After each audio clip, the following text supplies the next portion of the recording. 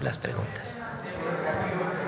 Como se imaginará, pues para mí es una felicidad enorme sobre el tema de… A ver, vamos a ver, aquí la compañera, y luego vamos allá atrás, luego allá atrás, acá atrás. Adelante. Gracias, presidenta. Buenos días, Celsin Juárez de noticiasdefrente.com. Una pregunta, si me permite, al secretario de Educación, saber si ahora con estas inundaciones, secretario, ya se tiene un estimado de los libros de texto que se perdieron en estos estados afectados. Al final, bueno, es material que utilizan las y los niños. Si ya se tiene la cifra de cuántos libros se van a reimprimir y cuál sería el costo, y también si se va a apoyar con alguna beca para uniformes.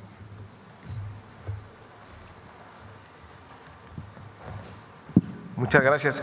Fíjate que siempre en Conalitec sí tiene la previsión de imprimir libros de reserva justamente para atender estas emergencias. Tenemos más de 2 millones de libros en reserva, entonces no tenemos problemas. En realidad ya estamos en coordinación con las autoridades estatales para que nos reporten en las escuelas que donde hubo daño, se va a reponer por completo la dotación de libros de texto.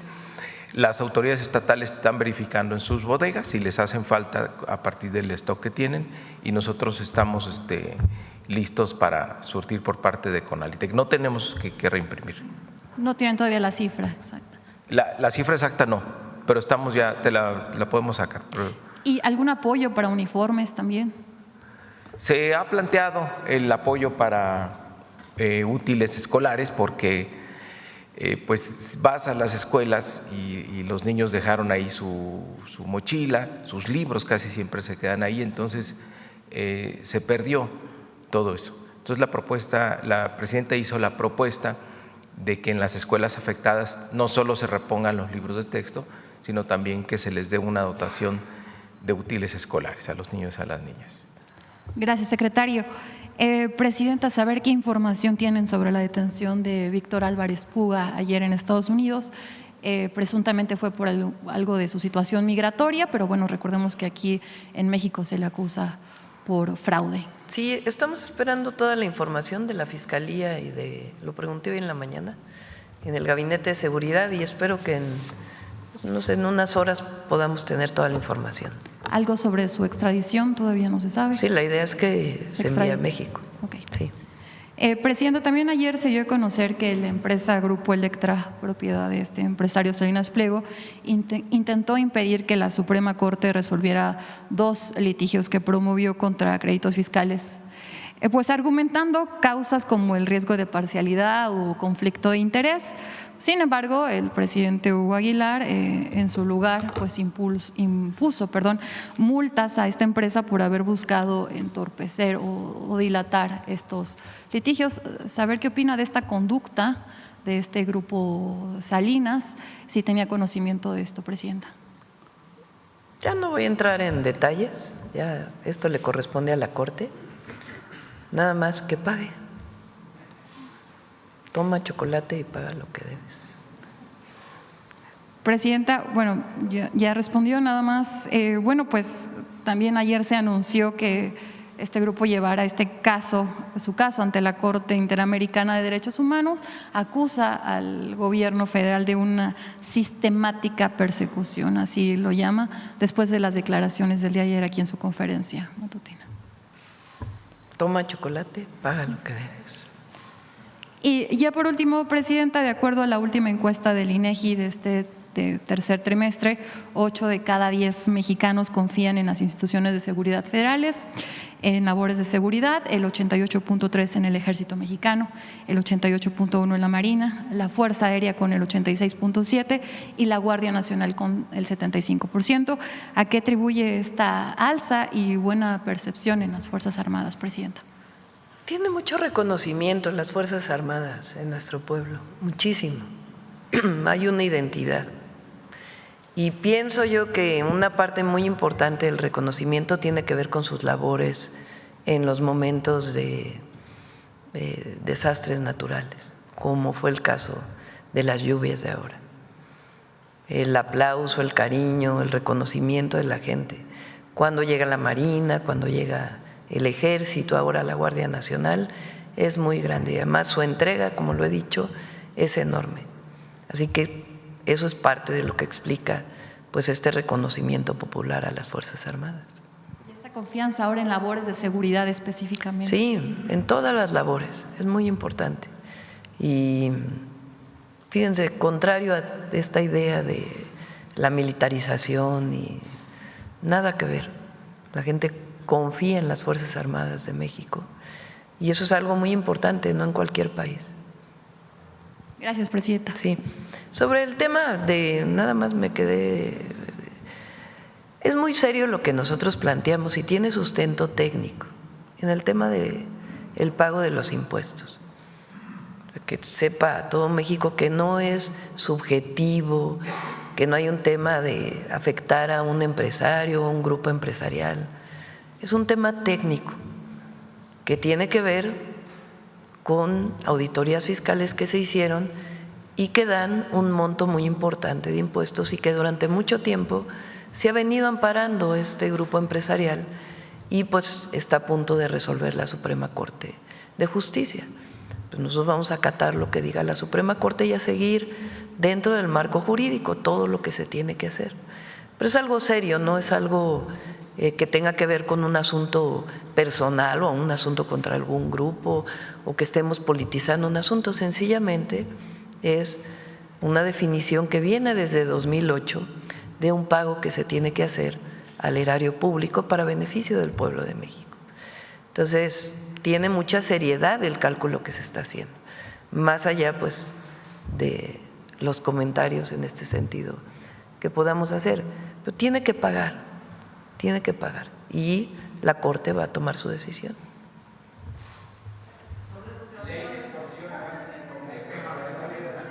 Vamos. A ver, vamos. ¿Quién? A ver, ella, Capital 21, que hace mucho que no pregunta, y luego por acá. Buenos días, presidenta. José Manuel Fuentes, de Capital 21, corazón de la capital. Preguntarle un tema que tiene que ver también con el capitalino.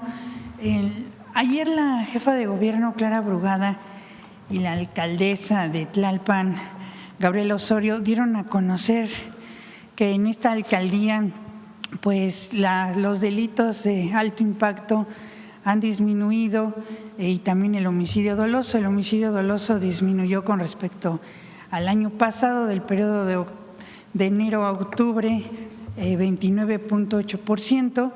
Preguntarle cómo ve pues estos resultados también en la estrategia de seguridad en Tlalpan, pues una alcaldía que usted tuvo el privilegio de gobernar, presidenta.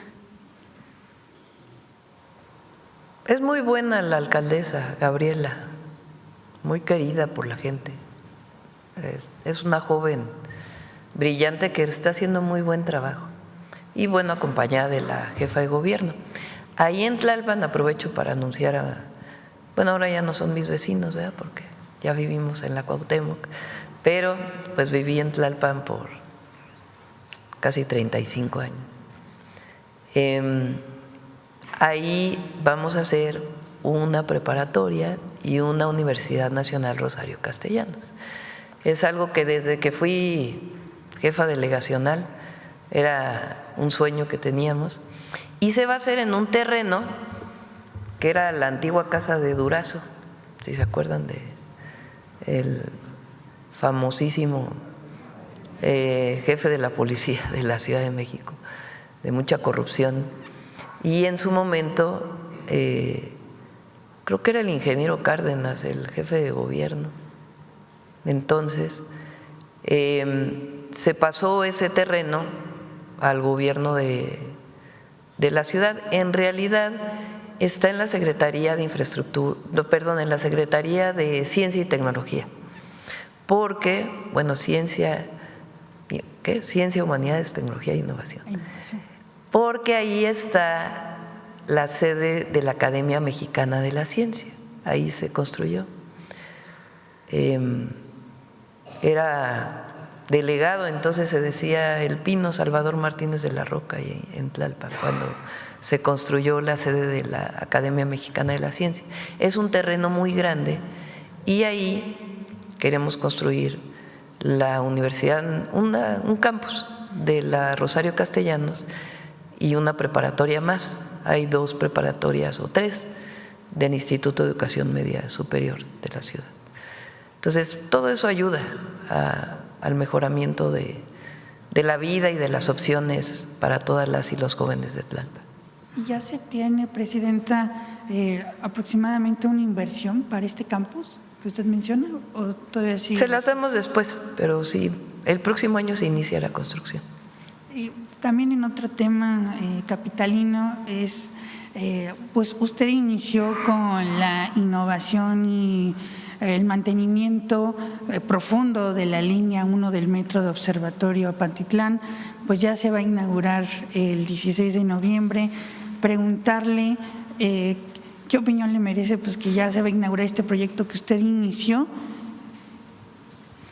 Pues se hizo una nueva línea realmente. La línea 1 del metro, la primera línea que se inauguró en el 69, ¿sí? 69. José Alfonso debe que se acuerda de todas las fechas.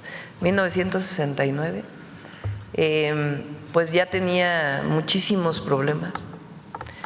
Y en vez de hacer una nueva línea, tomamos la decisión de renovarla completamente, porque esa línea conecta un montón de líneas, las otras líneas del metro, con excepción de una, y con el Metrobús en muchísimos lugares y con el trolebús.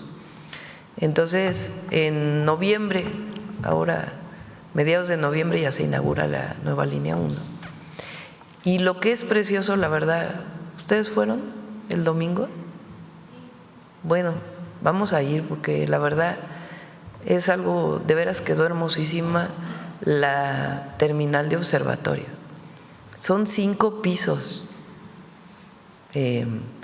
donde se llega por abajo en coche, después viene, bueno, no recuerdo exactamente cómo están los niveles, pero uno es para el metro, otro es para el mezanín, en donde se van a reubicar el comercio en vía pública, otra parte es para la llegada del tren de Observatorio, tiene 5 niveles, es una estación de transferencia modal única, la verdad extraordinaria, quedó muy bonita. Y se conecta con la línea 1 y después con la extensión de la línea 12 del metro. Entonces, esta zona del poniente de la ciudad, junto con el Estado de México, pues va a quedar muy conectada. Por último, presidenta, también le quiero preguntar sobre pues este proyecto que presentó la semana pasada, este plan para combatir y también detectar a tiempo el cáncer de mama, que también tiene que ver con la educación superior. ¿Cómo se va a seguir especializando a las personas, a las mujeres que apliquen esta prueba de la mastografía? También si se tiene un plan para fortalecer pues la capacitación. Esto pues hemos recogido pues algunas demandas de las mujeres con respecto a estos estudios, presidenta. Es importante la pregunta. ¿Qué pasa ahora? Hay una campaña muy grande en el mes de octubre para la autoexploración. Si la mujer detecta algún nódulo o algún problema, entonces debe acudir a que se haga una mastografía y un ultrasonido, si lo determina el técnico o el médico. Se hace la mastografía, a veces pues no hay suficientes, y después ¿quién la interpreta? Pues tiene que ser un médico especializado que interprete para ver si tiene algún problema o no, o qué tipo de problema. Y de ahí pues explicarle a la mujer pues cuál fue el problema que encontró. De ahí, si se encuentra que puede tener cáncer o puede tener un tumor cancerígeno, pues tiene que ir a un hospital para que se le pueda hacer una biopsia y en la biopsia un patólogo determinar si en efecto tiene células cancerígenas o no. Si se detecta que tiene células cancerígenas, pues tiene que entrar a un tratamiento. ¿Qué es lo que pasa ahora en México? Primero, no hay suficientes mastógrafos y ultrasonidos para poder determinar el estudio, y además se recomienda que todas las mujeres vayamos por lo menos una vez cada 2 años a hacernos este estudio de manera preventiva. Ahí donde hay más mastógrafos, pues el problema es quién los interpreta. Y ya después de quién los interpreta, pues a qué lugar vas para que te puedan hacer la biopsia y después, en caso de tener células cancerígenas, tu tratamiento. Y eso es lo que queremos atender pues con todo el programa que presentamos. Entonces son 1000 mastógrafos y ultrasonidos que tienen que tener sus técnicos, de ahí 20 centros de interpretación adicionales a los que ya existen para que a distancia se pueda interpretar, y un centro oncológico para mujeres en cada entidad de la República para que puedan acudir ahí en caso de una biopsia o en caso de que desafortunadamente se tenga un tumor cancerígeno, poderse tratar de inmediato. Mientras más cortos sean esos tiempos, más puede salvar la vida de la mujer. Y lo que queremos justamente pues es acortar esos tiempos con todos los equipos que se requieran. Ese es el programa que presentamos. Vamos a llevarnos 2 años precisamente porque tiene que haber capacitación, tiene que haber formación, tiene que haber construcción, y vamos a comprar 500 el próximo año, o si nos da para más, y otros 500 para el 2027. De tal manera que a finales del 2027 pues ya tengamos todo el programa establecido y salvemos vidas.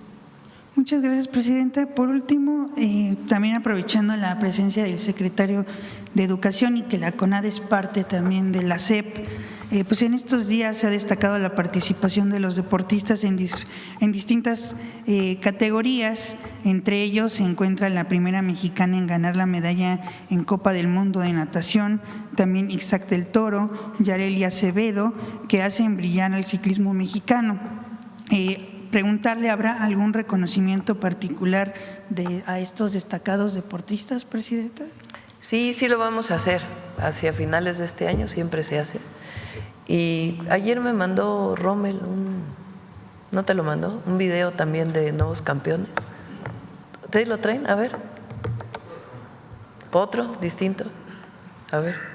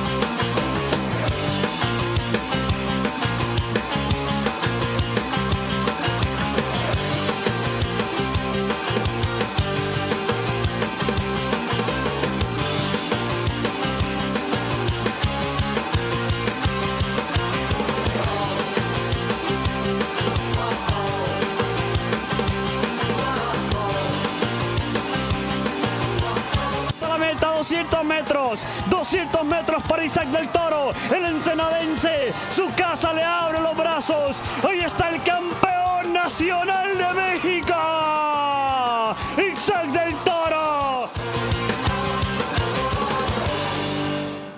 Felicidades a todos y a todas. Bueno, a ver sobre el tema la compañera. Sin duda sí tiene que ver con la educación. Permítame. Buenos días, señora presidenta. Buenos días a todas y todos los presentes. Heredia Fernández, de Noticias del Movimiento Conciencia y colaboradora del canal de Noticias Animales con Derechos, uniendo causas, conectando derechos. Señora presidenta, hoy quiero formular aquí una sola pregunta y hacerle una petición. Procedo con la pregunta y tiene que ver con la educación, pero permítame darle contexto. Señora presidenta, muchas personas me piden que denuncie en este espacio de la mañanera algún suceso de maltrato animal. Hay mucha gente buena que pide a gritos detener el horror del que somos testigos cotidianamente. Pero el Movimiento Conciencia, como medio de comunicación comprometido con las causas sociales, no tiene como objetivo visibilizar caso por caso este infierno, sería interminable. Nuestro propósito ha sido el de actuar desde las raíces, considerando que la salud de las personas, los animales y los ecosistemas están estrechamente interrelacionados. Aquí en este espacio, a la mañanera, con el Movimiento Conciencia, en un diálogo abierto, circular, de diversidad y de inclusión, transformamos la que siempre había sido una causa marginal en una prioridad constitucional, la protección animal. Un ejemplo de progreso moral de México hacia el mundo. Con alegría estamos siendo testigos de que décadas de lucha están teniendo avances significativos, porque en nuestra Carta Magna hoy se prohíbe el maltrato animal. Asimismo, estamos colaborando desde nuestro ámbito con contenidos educativos que se verán reflejados en los libros de texto gratuitos. En esa línea, entregamos el pasado 28 de abril nuestra propuesta de Ley General de Bienestar, Cuidado y Protección Animal. Señora presidenta, la mayoría de las personas indignó una imagen que trascendió fronteras, el caso de la osa mina en el Parque Zoológico La Pastora. Sin embargo, hay otros animales invisibilizados que no entran en la NOM de especies protegidas, pero que sufren por igual y que también padecen una sarna muy grave o quizá peor y mueren lentamente en las calles, aguzanados y además hambrientos. Me refiero, entre otros, a perros y gatos abandonados cuyo sufrimiento por lo común pasa inadvertido. Ellos son el reflejo de una sociedad que se ha formado en la falta de empatía y de respeto al prójimo, porque nunca nadie le dijo que la indiferencia y el maltrato hacia los animales estaba mal. En ese escenario es urgente desarrollar una campaña de concientización que hable de todos los animales sin distinción de especie. El Movimiento Conciencia ya comenzó una campaña, se llama Erradicar el maltrato, la crueldad y la tortura animal, un compromiso por la paz. En torno a la muestra fotográfica Revocar el Silencio, presentada en los pasados meses de agosto y septiembre en la sede de la Secretaría de Educación Pública, se distribuyeron 10,000 trípticos ilustrativos con el apoyo de su Dirección General de Planeación, Programación y Estadística Educativa. El contenido de estos trípticos es resultado del esfuerzo de personas conscientes que luchan por el bien común. La pregunta, señora presidenta, es: ¿aceptaría que le entregue a usted por ahora los primeros 2 trípticos ya terminados, con el fin de que su gobierno considere hacer uso de su contenido? En este caso también la Secretaría de Educación Pública. Nosotros no contamos con los recursos mínimos necesarios para su óptima distribución o difusión masiva. Sí, claro que sí. Aquí los dejo. Uno de ellos trae el logo de la Secretaría de Educación Pública. Gracias, secretario, por haber sido sede de esta importante exposición. La petición, señora presidenta, es muy breve. No se olviden de los animales que son víctimas también de los desastres naturales. Es tiempo de ejecutar un plan de rescate para todos ellos. Este ya está contemplado en la propuesta de Ley General de Bienestar, Cuidado y Protección Animal, que el Movimiento Conciencia le entregó a usted el pasado 28 de abril para su consideración y canalización. No olvidemos que muchos animales han rescatado a miles de personas en situaciones de crisis o tragedia a lo largo de los años. Hay que hacer algo por ellos ahora en justa correspondencia. Es todo, señora presidenta. Gracias. Muchas gracias. Vamos,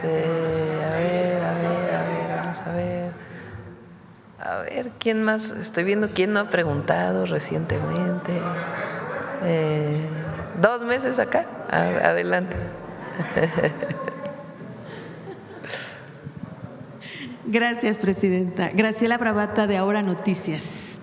Pues con el tema de lo que lamentablemente se viene viviendo en el país con estos desastres naturales y con la reciente propuesta de la nueva Ley General de Aguas, si me permite exponer y preguntar qué sugiere y si a lo mejor seguramente lo tiene contemplado en su plan hídrico, porque si bien es cierto, de que cuando son desastres naturales, pues algo que no se puede quizás tanto prevenir. Sin embargo, hay una actividad que se ha hecho y que afortunadamente desde el presidente Andrés Manuel hizo el plan de Sembrando Vida.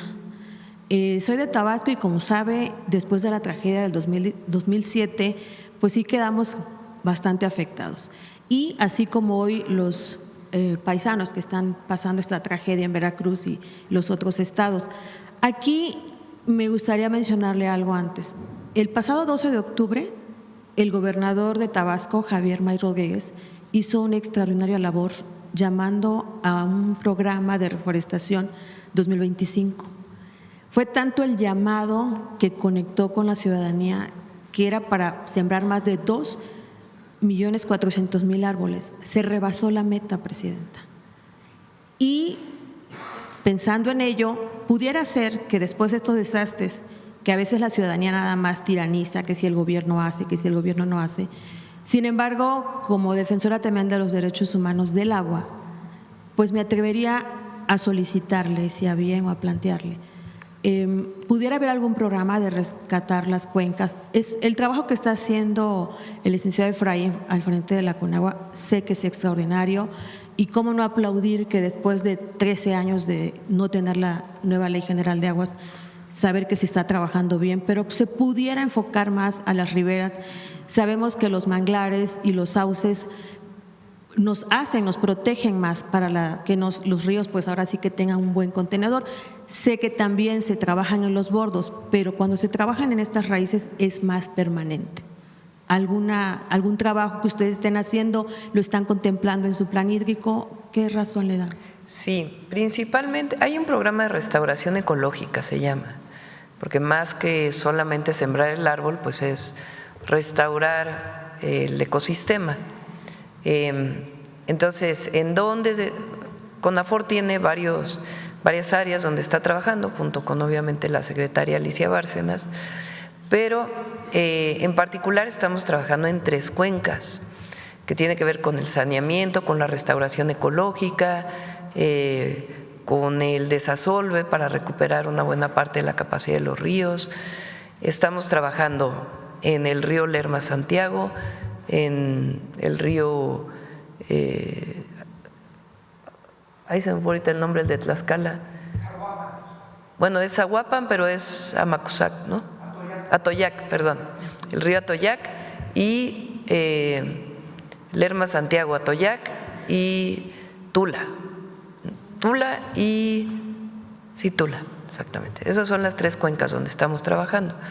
Y ahí es un programa integral. Además, se está trabajando en este momento en la presa Endó, que es una presa que lleva pues las aguas de desecho de la zona metropolitana del Valle de México, en la recuperación también de su espacio y en su saneamiento.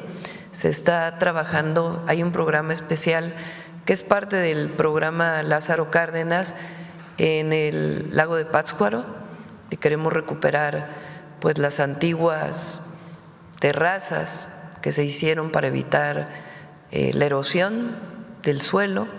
Se está trabajando en distintas cuencas, además, repito, de lo que normalmente hace la CONAFOR. Y en las escuelas, ahorita que está el secretario, ¿habrá algún programa para concientizar a los niños y a los jóvenes para poder integrarse a esto? Que no sea nada más el día del medio ambiente, que no, nada más sea un día fortuito, sino que sea ya como un hábito, pues para poder… Pues está en la materia de educación ambiental, ¿no es cierto? Es parte de la nueva escuela mexicana. Hace tiempo había iniciado el programa de educación ambiental con una materia, pero se ha reforzado. Y en la educación media superior también está. Entonces, evidentemente, el programa Sembrando Vida pues es fundamental, pero estamos trabajando, y si quieren lo presentamos aquí en todo el programa de reforestación y restauración ecológica. Muchas gracias, presidenta. En otro tema, recientemente, la semana pasada, se le hizo un homenaje en la Canaco, Ciudad de México, a Elena Poniatowska. El día que estuvo el del fomento a la cultura y ahorita que está el secretario, pues sabemos todo lo que Elena Poniatowska ha dado a México y preguntarle, presidenta, si consideraría ponerle el nombre de Elenita para honrarla, ya sea en una de esas bibliotecas, en alguno de los salones de las escuelas. Sí, nosotros en la ciudad le pusimos el nombre de Elena a una de las preparatorias. Creo que es la de Iztapalapa, si mal no me acuerdo. Ah, no, la de Iztapalapa es Pérez Gay, José María Pérez Gay. Es la de Álvaro Obregón, yo creo, que se llama Elena Poniatowska.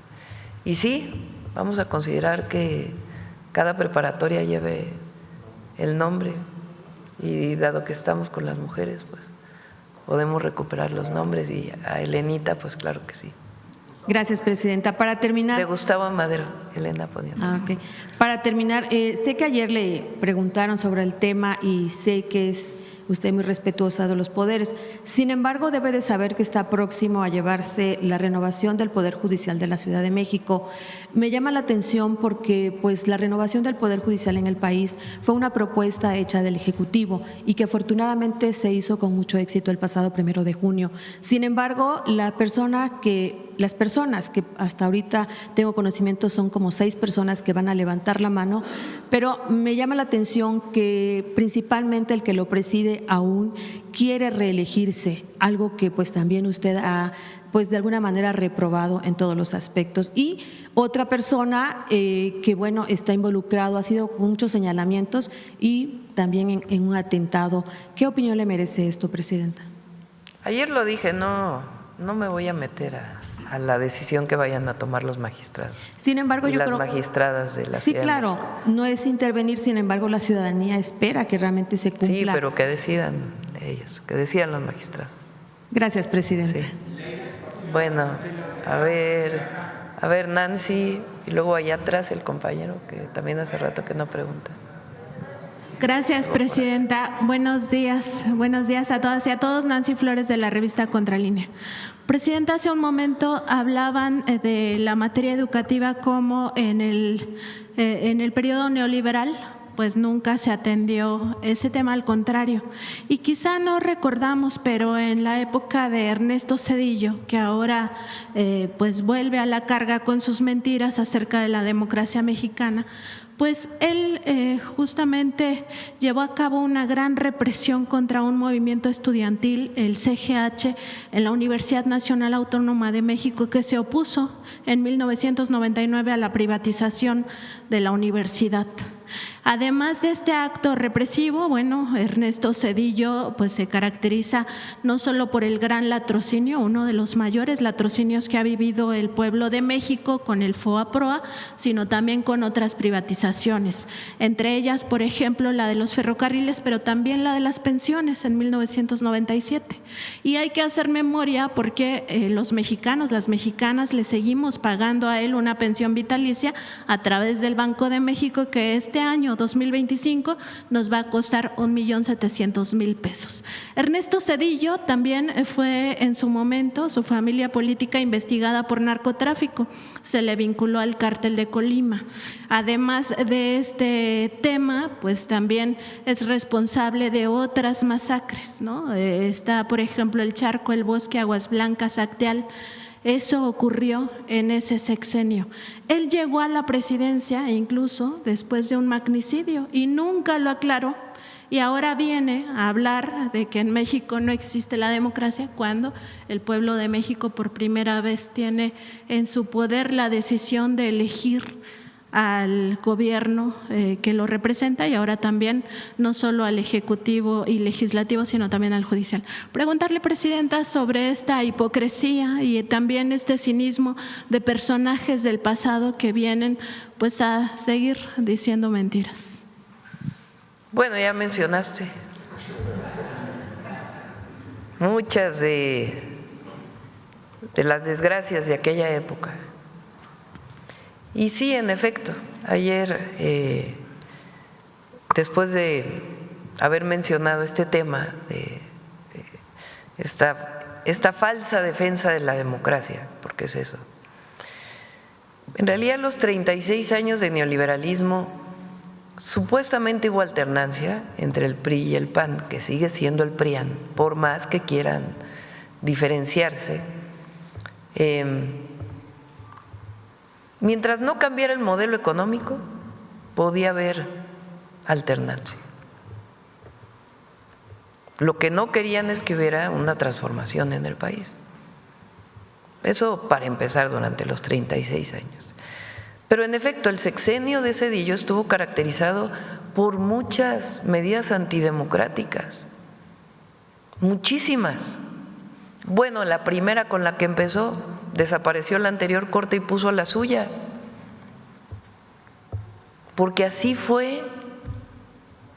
Llegó al gobierno, presentó una propuesta para modificar la Constitución, quitó a todos los que estaban en la Corte, pero a diferencia de ahora, que quien los nombró fue el pueblo, él los decidió, él decidió uno a uno quién iba a formar parte de la Corte. Entonces, ¿cómo se atreve a hablar de antidemocracia cuando él inicia, además de la crisis del 94 y el FOBAPROA, con el retiro unilateral decidido por una persona de la Corte anterior y pone a la nueva Corte?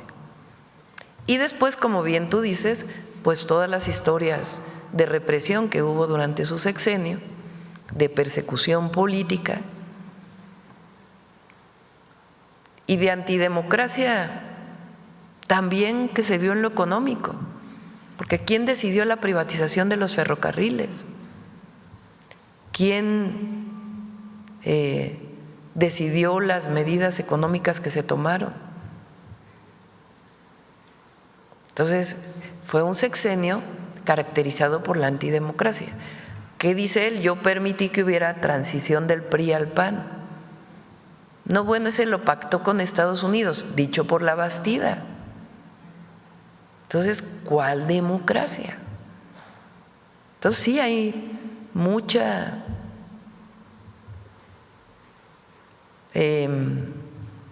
podemos llamarle hipocresía, podemos llamarle interpretación de acuerdo a su visión, pero lo cierto es que en México hoy hay más democracia que en el sexenio de Zedillo. Eso, por más que digan lo que digan, es una realidad, porque la democracia es que el pueblo elija.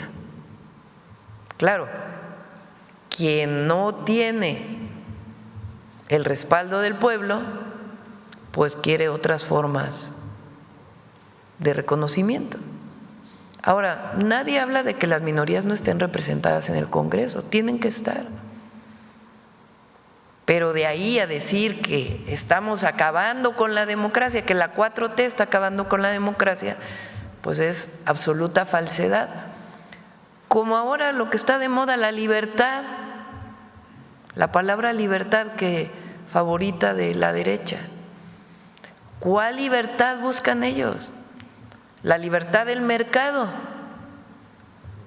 Mientras unos se mueren de hambre porque tienen salarios bajos, como ocurrió durante 36 años con el neoliberalismo, ¿cuál libertad? ¿La libertad del mercado? Sin ninguna intervención, porque eso es a lo que apelan. Entonces, en realidad es una falsa libertad y es una falsa democracia la que defienden. La verdadera libertad es la que se vive hoy en México. Que tenemos problemas en el país, pues nadie lo niega y estamos trabajando para atenderlos. El problema es si queremos regresar al pasado autoritario, al pasado antidemocrático, al pasado en donde por el bien de todos primero los ricos, o ni siquiera por el bien de todos primero los del mero arriba, o regresar a una situación en donde el poder económico regrese a gobernar a México. Esa es la pregunta. ¿Queremos seguir avanzando por el camino de la transformación de derechos para todas y todos los mexicanos, de libertades, de democracia, de independencia, de soberanía, o queremos regresar al pasado, de entrega, de antidemocracia, de autoritarismo, de represión, de falta de libertad de expresión, y donde quien gobierna es el poder económico. Esos son los dos proyectos de nación, y hay quien sigue defendiendo el pasado. Entonces, qué bueno que lo mencionas, porque en efecto muchos jóvenes, hay jóvenes que hoy tienen 25 años, nacieron en el año 2000 y había acabado el sexenio de Zedillo, o nacieron en el 2006, ni siquiera les tocó el desafuero o el fraude electoral del 2006, y hay que recordar la historia, porque si no se cometen los mismos errores. Presidenta, en el tema del empresario Álvarez Puga, saber si también se tiene información de su esposa, la presentadora Inés Gómez Montt. Nosotros hemos consultado el expediente y sabemos que dentro de las acusaciones que ha hecho la Fiscalía General de la República por lavado de dinero y también por crimen organizado, pues estaría implicada esta pareja del empresario presuntamente facturero, porque entre los dos habrían constituido estas empresas fantasma para defraudar más de 3,000 millones de pesos a la Secretaría de Gobernación en el sexenio de Peña Nieto. Entonces, saber si tienen información al respecto, si ella también fue detenida y si estaría el proceso de extradición. Sí, vamos a esperar a que nos dé la última información la Fiscalía, y con gusto, porque es la Fiscalía quien tiene el caso, para saber exactamente si se está pidiendo extradición, si es deportación, bajo qué condiciones fue detenido, y también si está involucrada la persona que dices. También preguntarle, porque la semana pasada la Cámara de Diputados aprobó cambios en el tratamiento del IVA para las aseguradoras, esto en la Ley de Ingresos 2026, para prohibir que se siguieran acreditando estos recursos como propios. Esto se da en un contexto en el cual las aseguradoras venían litigando mucho este tema para no pagar, pero también en la discusión del Congreso se aprobó que estas aseguradoras paguen solamente 20,000 millones de pesos correspondientes a 2025 y no los aproximadamente 175,000 millones que se estaban calculando. Saber, Presidenta, cómo se llegó a este acuerdo, porque ya también hay quienes dicen que se trata pues de una condonación, aunque no se les ha puesto este término, pero sí pues este beneficio. Es al revés, ellos toman la decisión finalmente de pagar el 2025, y el SAT decide pues aceptarlo del 2025 e iniciar con el nuevo pago, ya incorporando pues todas las consideraciones que estaban planteadas. Todo seguía en litigio, no había una decisión final. Finalmente las propias aseguradoras dicen pagamos 2025, y entonces se incorpora en la ley, y a partir del 2026 comienzan a pagar lo que antes no pagaban. O sea, se aclaró nada más el tema. Sí, se aclaró. Por último, Presidenta, también ayer se reunieron en la Cámara de Diputados a puerta cerrada la Comisión de Recursos Hidráulicos con el subdirector jurídico de la Conagua, Óscar Zavala, quien ahí pues dio a conocer que ya ordenó usted pues que se corrija el artículo 118 de la Ley de Aguas Nacionales para que no se den concesiones a la industria minera y contaminen los ríos con sus desechos tóxicos. Saber si habrá algún llamado a los legisladores en ese sentido, Presidenta, pues para que se corrija esta parte y sobre todo pues no se llegue a este tipo de… Sí, es importante que quede la redacción como estaba o similar a lo que estaba en la anterior ley, y también ha habido varias solicitudes, sobre todo de ejidatarios, por el tema de la transmisión de la concesión en sucesión. Digamos, si un ejidatario fallece y deja a su hijo, a su hija, y tienen alguna concesión, que pueda ser mucho más rápido la expedición en este caso. Y algunos temas como este tipo que están revisando para poder modificar la ley y que se apruebe. Gracias, Presidenta. Sí. Vamos al… ¿Quién más dijimos? Dije por allá atrás, ¿no? A ver, allá atrás el compañero, allá atrás. Gracias, Presidenta. Juan Un mes. Bautista. Aquí fueron 2 meses, allá un mes. Gracias. Presidenta, la llamada revolución educativa es un concepto que se ha manipulado a través de la historia. Incluso el concepto de la reforma educativa fue un concepto que se ha manipulado a través de la historia. El mismo Reyes Heroles lo utilizó mucho a su favor.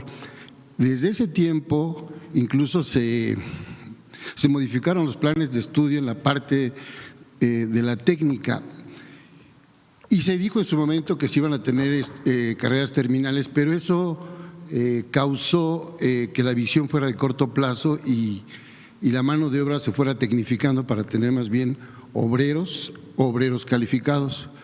Yo quisiera preguntarle, para que quedara más preciso, ¿cuál es este cambio que se propone con el sistema de bachillerato único que en este momento abarca… Bachillerato nacional. Bachillerato nacional que abarca más de 5 millones de estudiantes en relación a esa visión neoliberal y de corto plazo y con una visión realmente muy escasa en cuanto al desarrollo pues, de las habilidades y del pensamiento? Sí. Mario y luego Tania. Muy buena tu pregunta y nos da la oportunidad de dar más información sobre el concepto del bachillerato nacional. La presidenta siempre nos ha dicho, ante todo estamos formando ciudadanos comprometidos con su entorno, con su comunidad, que tenga valores como la solidaridad, la fraternidad, que tenga un gran reconocimiento por su cultura, por nuestra historia y un profundo amor a la patria. O sea, es esta combinación entre la formación de ciudadanos, que es lo más importante, y la parte técnica. Pero no nos interesa formar mano de obra como fue en el proyecto neoliberal, que había esa visión acotada de formar técnicos, sacarlos lo más pronto posible y que se fueran a trabajar. No, ese no es el objetivo del bachillerato nacional. Por eso tanto énfasis en el marco curricular común, también en las habilidades socioemocionales, para que puedan tener una buena interacción de las y los jóvenes a partir del respeto, el reconocimiento de los demás y que tengamos una convivencia sana. También hay en la nueva escuela mexicana ejes transversales, por ejemplo, como el de vida saludable, que enseña a los jóvenes también a cuidarse a ellos y en su entorno, con el medio ambiente. Entonces hay mucha claridad en eso, que no se trata de formar mano de obra, sí hay la actualización curricular, sí se incorpora, porque no, el sistema educativo no puede estar ajeno a lo que está pasando, por ejemplo, con las tecnologías de la información. Tenemos que darle a los jóvenes lo mejor, lo último que hay, inteligencia artificial, semiconductores, robótica, pero nunca se nos olvida que lo más importante es la formación de ciudadanía. Secretario, aprovechando que está al estrado, ayer se cumplieron 150 años del aniversario del pintor, el doctor Atl,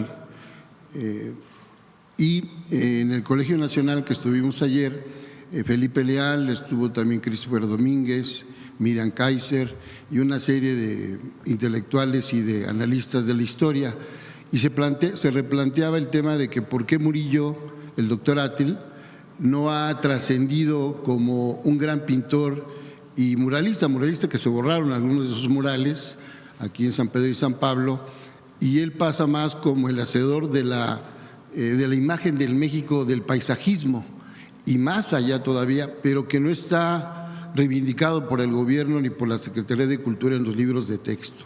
Eso lo dijo en entrevista directa para Voces del Periodista el arquitecto Felipe Leal ayer por la noche. Esa es la pregunta, secretario. Son nuestros vecinos el Colegio Nacional, sí. Tenemos buena relación con ellos. Pues vamos a ver qué propuesta tiene el colegio sobre el doctor Atl. Además, pues la Secretaría de Educación Pública ahora es el Museo del Muralismo, ¿no? Entonces vamos a ver qué propuesta tienen y podemos trabajarlo en conjunto. Por último, Presidenta. ¿Quieres comentar algo, Tania?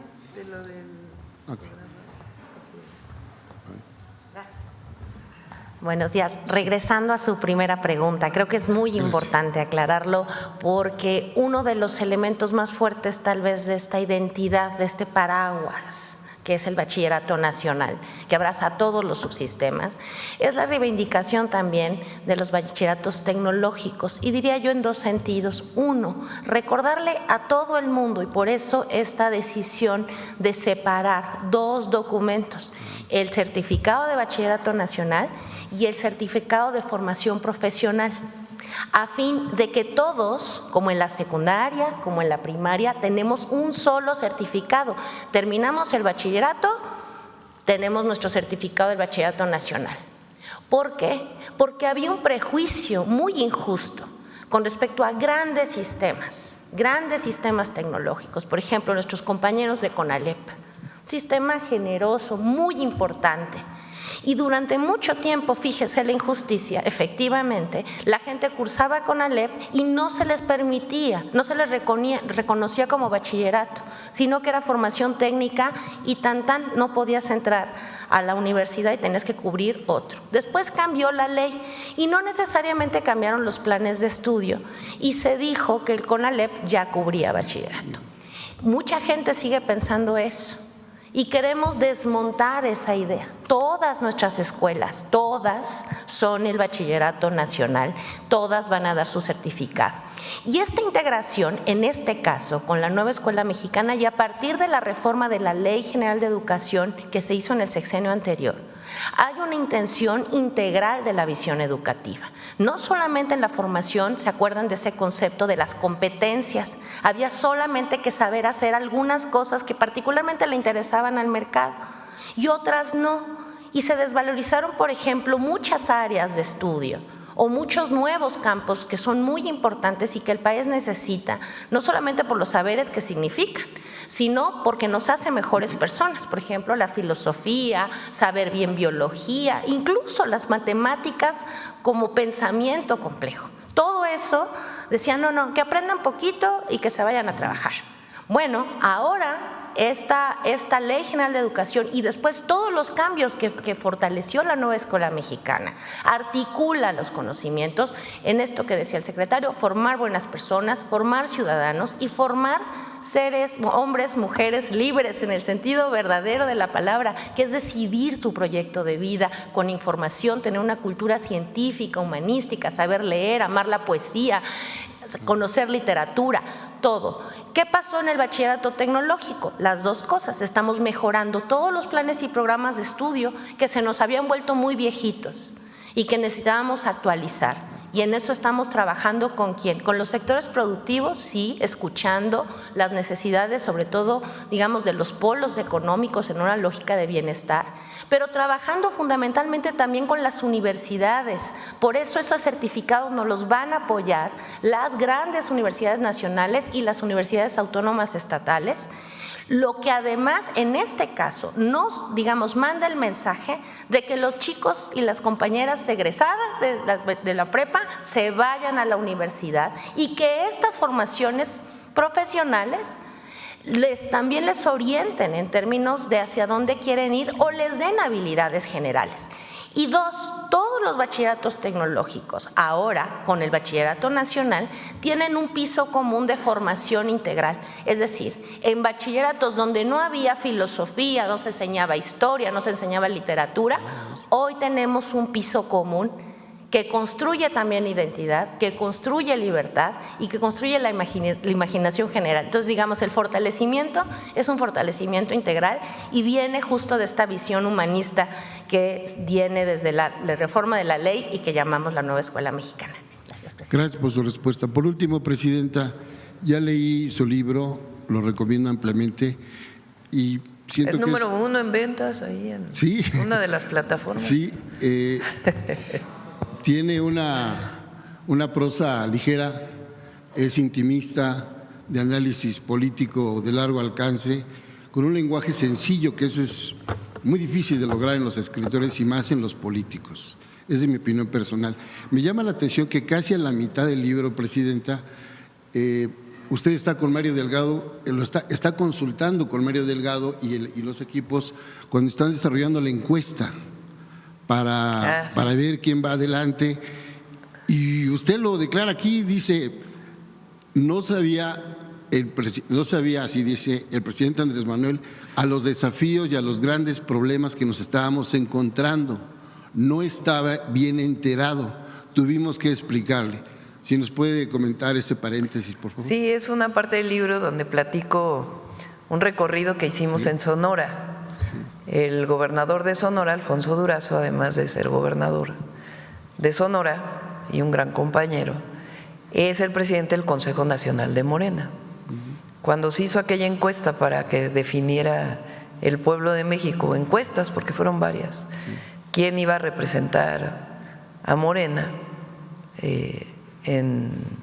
a la alianza, porque participaron también por el PT y por el Verde, esta encuesta donde participamos 6. Había la idea de que el presidente López Obrador estaba metido todo el tiempo en el proceso, y la verdad es que no es cierto. No, él no supo pues cómo se desarrolló la encuesta, qué fue lo que pasó, sino sencillamente al final supo el resultado. Y pues ahí cuento que fue complejo. Mario estaba de presidente de Morena,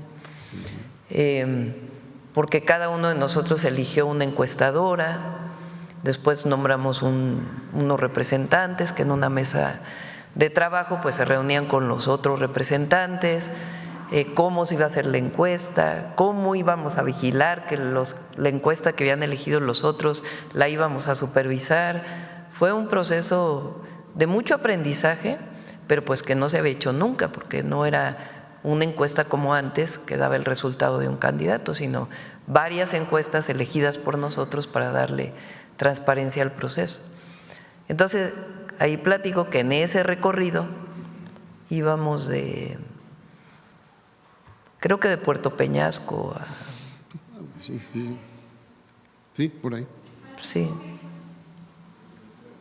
A Guaymas, ¿no? No.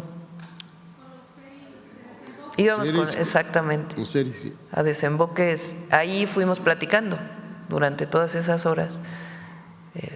Pues entre Alfonso y yo decíamos, ¿te acuerdas de esto? Y te acuerdas de esto. Y ya el entonces presidente López Obrador nos dijo, a ver, platíquenme bien cómo estuvo. Y ahí platicamos. Gracias, presidente. Bueno, ¿quién más? A ver, el compañero allá atrás que no ha preguntado. No, Sonora preguntó hace 3 días. Sonora Power presentó hace poquito. El compañero que está delante de él y luego enfrente para que…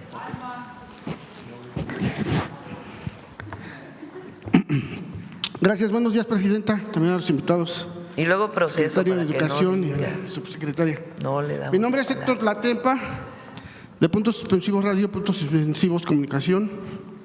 Y sobre el tema, agradezco que estén aquí grandes personajes de tema de educación, porque en especial, pues, quiero tocar un tema específicamente que es del Instituto de Educación Media Superior de la Ciudad de México, del IEMS, que es una de las instituciones más nobles y transformadoras del país.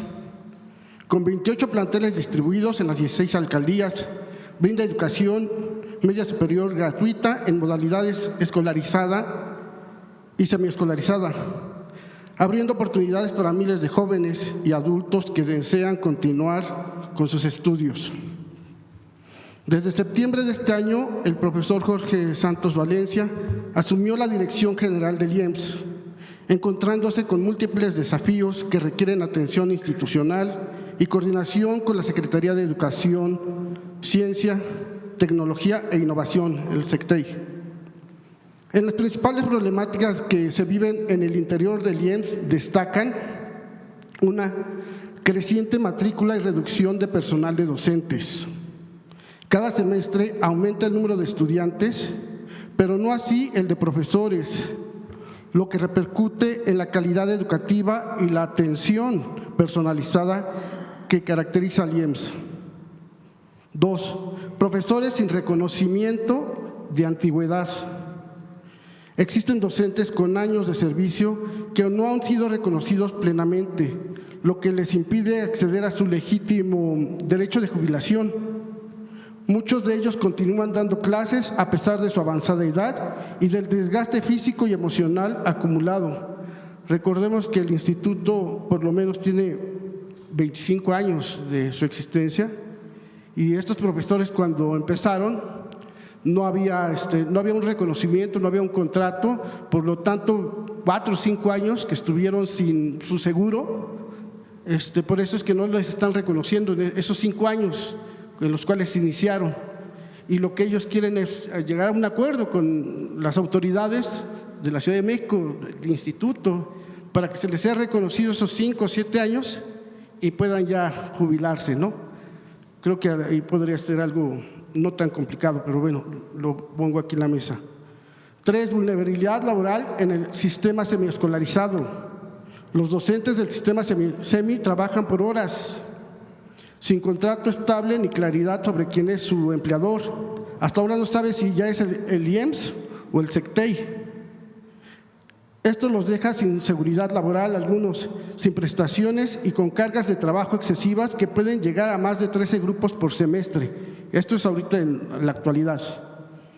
4, movilidad forzada de docentes. Estos mismos docentes, como no alcanzan en un plantel a cubrir esos 12 o 13 grupos, los mandan a otros planteles.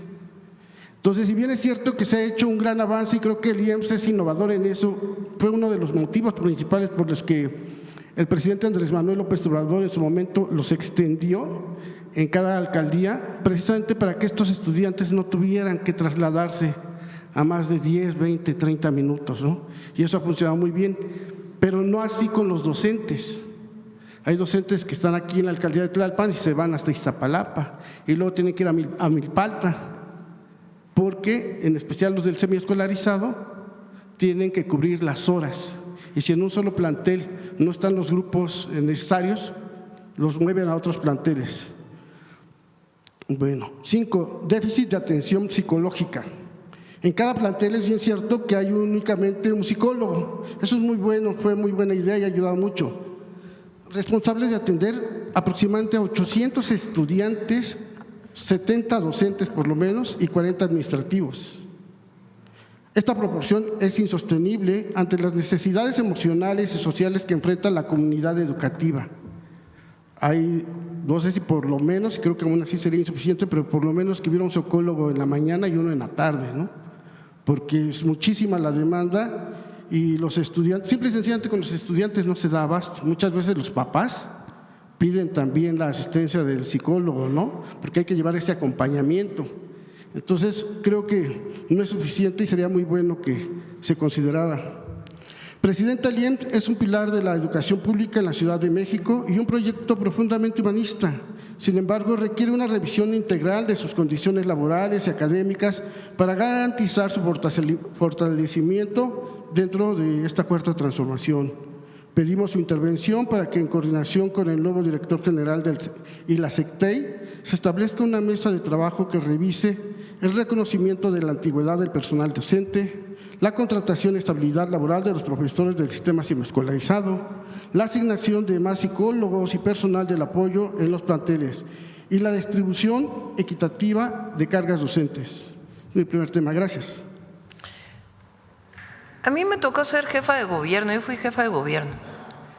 Cuando llegamos al gobierno de la ciudad, bueno, antes, quien creó el Instituto de Educación Media Superior fue el presidente López Obrador.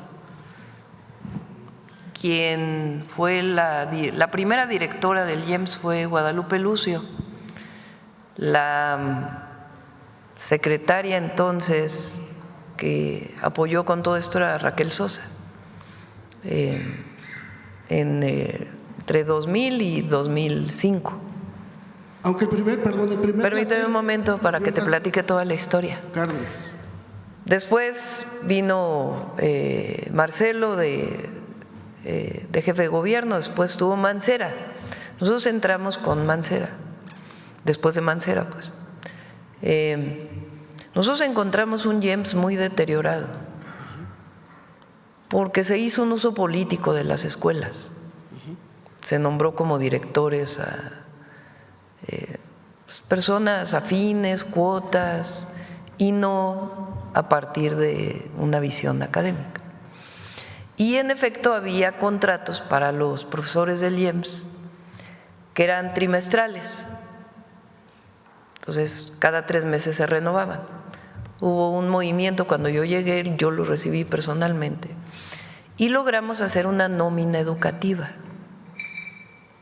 O sea, ya no están la mayoría por horas, tienen una nómina educativa, no sé ahora con Clara, supongo que se mantuvo.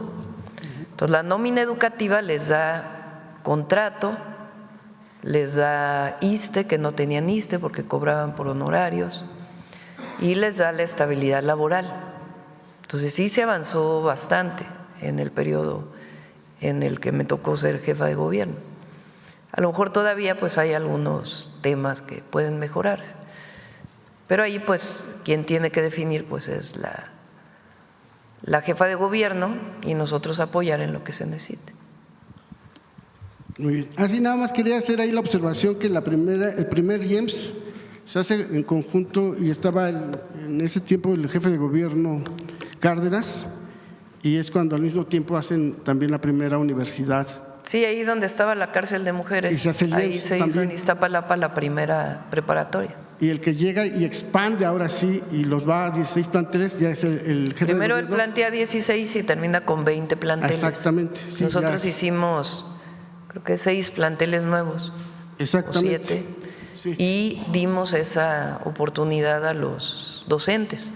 Creamos una nómina educativa con características especiales para que pudieran tener estabilidad laboral y derechos Y sociales. de hecho es importante o porque el derechos presidente, bueno, en este tiempo el jefe de gobierno Andrés Manuel López Obrador es el que extiende, como bien decimos ahorita aquí, a 16 planteles y ha dado muy buenos resultados, principalmente porque llegó a estas comunidades, ¿no? En donde no había Ahora el IEMS escuelas. participó durante años no se le incorporó al Comipems porque la ciudad no estaba de acuerdo con el Comipems. Ahora que desapareció el Comipems y que hay una sola plataforma, ya se incorporó el IEMS Así en la es. nueva plataforma. Sí, y está dando muy buenos resultados, principalmente le digo, ha llegado a estas comunidades y mucha gente está dando, bueno, ya hay mucha gente titulada, no se sabe muy poco, y precisamente cuando estuvo el gobierno de Mancera, incluso él intentó desaparecer los IEMS, pensó incluso hasta venderlos, ¿no?, a la iniciativa privada. De ahí que también se les hizo mala fama y se les llegó a llamar las PG-prepas, como tratando de denostarlas. Sin embargo, han dado excelentes resultados. Ojalá que Lo decían después con mucho orgullo los estudiantes. Claro. No, Sí. no se Sí, denostaba. es un orgullo. Muy bien, gracias, presidenta. También por otro Vamos tema. breves porque ya son 9:20. Sí, ya nada más que comentarle este tema que le quiero presentar. Respetuosamente una denuncia de interés social que alerta sobre un fraude inmobiliario bien estructurado en la ciudad de Acuña y Piedras Negras, Coahuila, con características que hacen pensar en la existencia de una red de corrupción inmobiliaria similar a lo que en otros estados se ha denominado cártel inmobiliario. Hace casi 3 décadas, a través de un fideicomiso federal, se construyó el fraccionamiento Santa Teresa en Ciudad Acuña, Coahuila, a cargo de la empresa Condovillas Campestre. Con el tiempo, dicha empresa desapareció y los compradores quedaron en incertidumbre legal. Posteriormente, una nueva empresa llamada Su Casita Hipotecaria asumió los cobros sin informar debidamente a los acreditados ni entregar estados de cuenta. Tiempo después, las oficinas cerraron definitivamente, dejando a decenas de familias en el abandono. Los vecinos nunca se negaron a pagar, al contrario, buscaron insistentemente a quien cumplir con sus obligaciones. Sin embargo, en ese vacío surgieron nuevos actores que se ostentaron como dueños de las hipotecas sin acreditar legalmente sus derechos. Presunto modus operandi es el abandono y desaparición de empresas que originalmente vendieron las viviendas, confusión deliberada entre acreditados, al cambiar de razón social las compañías sin notificar legalmente, intervención de empresas y particulares que compran supuestas deudas a bajo costo, iniciando juicios en los que los verdaderos propietarios nunca son notificados, remates de viviendas a precios irrisorios con la complicidad de notarías y del registro público de la propiedad, desalojos arbitrarios en los que policías municipales, estatales o ministeriales irrumpen en las casas sin aviso formal, rompiendo cerraduras y retirando pertenencias. Sí, Presidenta, lo que aquí están pidiendo pues es que de alguna manera pueda haber una intervención de parte de su gobierno, ya que hay pruebas, todo está sustentado. Pásanos el caso y lo revisamos con audios para ver si puede usted intervenir. Con Edna Vega, con la secretaria de Sedato. Muy bien, gracias, Presidenta. Gracias.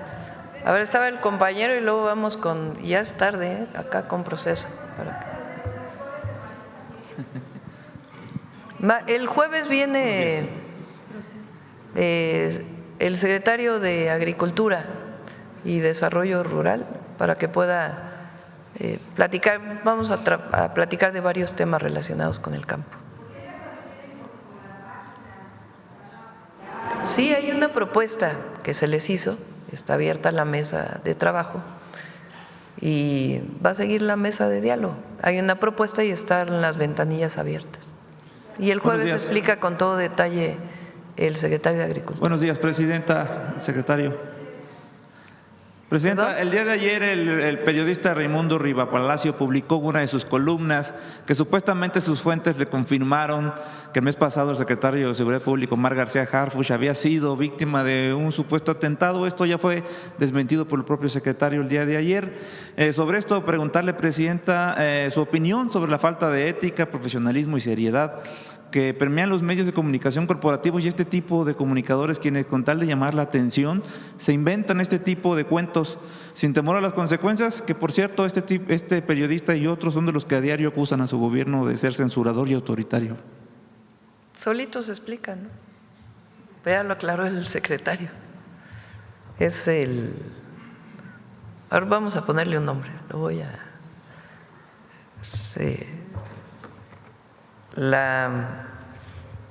¿qué será? La novela de ficción de los comentócratas, el cuento de ficción, ¿no? Porque no llega a novela.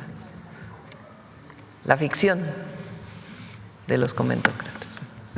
Gracias, Presidenta. En otro tema, el fin de semana pasado tuvimos la oportunidad de darle cobertura a los trabajos que tanto su gobierno como el Ejército Mexicano y el gobierno de Veracruz realizan en atención a los damnificados por las lluvias del pasado 10 de octubre. Tuvimos la suerte de encontrarnos a la gobernadora Rocío Nale en el aeropuerto de Poza Rica, mientras se dirigía a supervisar las bodegas de víveres y enseres que están entregando a la población afectada a través de los puentes aéreos. La vimos muy ocupada y pese a eso pues nos concedió unos minutos en entrevista. Desde el inicio de esta tragedia, Presidenta, la gobernadora ha sido víctima de críticas muy fuertes de la oposición, tanto local como nacional, quienes se han aprovechado de la situación para lincharla, a lo que ella solamente ha respondido y nos lo respondió también a nosotros, pues que en lugar de que la estén criticando, que vayan a ayudar al pueblo veracruzano. Sobre esto, Presidenta, me gustaría hacerle dos preguntas. ¿Cuál sería su opinión sobre el actuar de la mandataria veracruzana? Desde el primer momento Rocío estuvo atenta. También inventaron la ficción de que no estaba en Veracruz. Falso, absolutamente falso. Desde el primer momento Rocío se trasladó a Poza Rica y desde ahí montó el centro de mando. Y al principio pues con el equipo del gobierno del estado, los gobiernos municipales comenzaron a trabajar y después ya el sábado llegamos, bueno, y obviamente el plan de N3 y plan Marina que se activan de manera inmediata, no necesitan ninguna orden y el sábado pues ya llegaron mucho más apoyos, pero Rocío desde el principio estuvo ahí, estuvo incluso yendo en helicóptero al municipio de Ilamatlán, que ya se abrió, ayer lo comentó Jesús Esteva, ya están pudiendo llegar los equipos. En Veracruz quedan todavía 11 localidades, ya no, la única cabecera municipal que quedaba sin comunicación terrestre era Ilamatlán, pero ya se abrió y quedan 11 localidades, pequeñas localidades que todavía no hay comunicación terrestre y siguen los vuelos en helicóptero, pero Rocío desde el principio, ella estuvo, pues desde el principio me consta, trabajando. Ella personalmente, su mayor preocupación los primeros días pues era justamente además de limpiar y ayudar en las ciudades grandes, las localidades no comunicadas de manera terrestre, estuvo personalmente coordinando con la Marina los puentes aéreos. Ahí ha estado Rocío todo el tiempo. Ayer nos volvimos a conectar, estamos permanentemente hasta que no termine la apertura y la limpieza de todas las localidades. Vamos a seguir pues con el estado de emergencia, como se dice, hasta que termine la limpieza de la última localidad y al mismo tiempo dando ya el apoyo a las comunidades. Y ahí ha estado Rocío todo el tiempo. Y nada más sobre este tema, Presidenta, una mujer muy trabajadora. Su opinión sobre la conducta de estos medios que la critican y no son capaces de ir a documentar lo que está ocurriendo en las zonas afectadas. Bueno, pues es que sí, hay muchísimos medios que, bueno, en la campaña contra Rocío fue tremenda y ganó con 29 puntos de diferencia, o sea que síganle, que no tiene mucho asidero en la población. Y ya nada más, ¿cuándo vuelve a ir a las zonas afectadas, Presidente? Vamos a ir, probablemente el viernes vayamos a uno de los lugares, viene 1 y 2 de noviembre, de todas maneras vamos a seguir trabajando y vamos a estar en contacto, ya les platicamos cuál es el recorrido que vamos a estar haciendo, tanto a las zonas afectadas como pues dándole continuidad al programa de gobierno. Gracias, Presidente. Gracias. A ver acá proceso para que no digan, a pesar de que ya es tarde. ¿Las qué? Las escuelas que tienen USAID le piden las familias que necesitan más psicólogos que les tocan atención a los maestros porque no están capacitados para ver a los niños que tienen discapacidad de autismo. Sí. ¿Quieres comentar algo? Sí, adelante, María.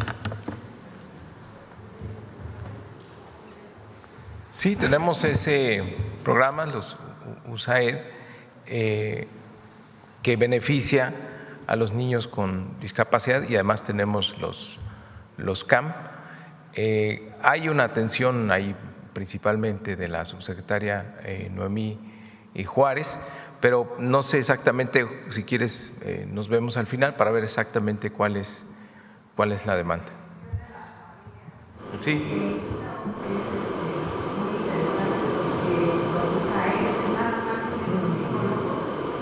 En las escuelas hay hasta 11 salones y el psicólogo tiene que atender a todos los grupos y es una bastante población. Sí, la presidenta nos ha encargado un programa que tiene que ver con salud mental y pues estamos trabajando en ello y se va a presentar pronto cuando la presidenta nos indique y vendrá esta información. Ya, porque ya lo Gracias, Presidenta. Estamos en orden. Dalila Escobar, de Proceso. Quisiera comentarle, el próximo 11 de noviembre se llevará a cabo la audiencia de alegatos y muy probablemente se dicte la sentencia a 5 implicados en el caso de la desaparición de Carla Ramírez y Christopher Aguilar, lo cual se dio en agosto de 2020. Usted recordará, era jefa de gobierno de la Ciudad de México, este caso del bar llamado El Barquito. Si bien es un tema claro de la ciudad, las familias recurren a ustedes, a usted precisamente porque bueno, pues usted incluso recibió a un grupo al grupo de los padres y bueno, habló de que se iba a dar seguimiento, se iba a hacer justicia y en efecto se dio seguimiento al caso, solo que bueno, pues lo que va a suceder en los próximos días, lo que ellos temen es que suceda algo que ya ha pasado. En septiembre último se dio absolución a 2 de los implicados porque un juez mencionó que pues no se encontraron las pruebas suficientes para dictar una sentencia condenatoria, aun cuando la Fiscalía presentó pruebas. Por supuesto, el temor pues es fundado de que a estos otros 5 implicados puedan darle la absolución pues precisamente bajo los mismos criterios. De hecho, también ya se había dado libertad anteriormente a un menor de edad, precisamente porque cuando cometió el delito era menor y que de hecho él ni siquiera ha presentado, ha cumplido con el tema de resarcir el daño, ¿no? De la reparación del daño, ni siquiera lo ha cumplido. Entonces, bueno, ellos lo que mencionan es piden al gobierno ver si puede haber seguimiento para que no suceda lo que pasó con Carla. Hacemos tanto en la parte judicial como nos acercamos nuevamente a ellos. Sí, y también porque ya apelaron por el tema de la absolución de los otros 2 implicados. En total son 8, de los cuales 3 están fuera, no hay ninguno a que se le haya dictado sentencia condenatoria, quedan 5. Y gracias, Presidenta. En otro tema, bueno, pues hace unos días la CENTE también entendemos se reunió en una parte, en la sección 22, con el secretario de Educación Pública. Ellos anteriormente también ya habían mencionado que pues amenazan con boicotear las actividades del Mundial el próximo año, pero también la última mesa que tuvo lugar en Oaxaca, hablaron del tema de que no se ha pagado horas extras a maestros de secundarias técnicas. Si el secretario pudiera explicarnos qué fue lo que sucedió en la mesa, porque se supone que se levantaron y mencionaron que si no se resuelve en una semana buscarían de nuevo el diálogo con usted y de todas maneras hablan de boicotear actividades para el próximo año.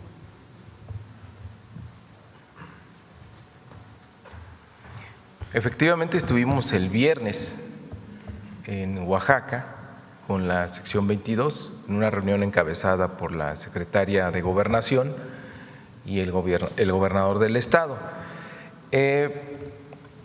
Como ustedes saben, llegamos a un acuerdo con ellos para que tuvieran suficientes recursos para todo lo que tiene que ver con la incidencia laboral, compactación de horas, ascensos, recategorizaciones o pagos pendientes. Ellos en el último año del presidente Andrés Manuel López Obrador tuvieron un presupuesto determinado para esa incidencia.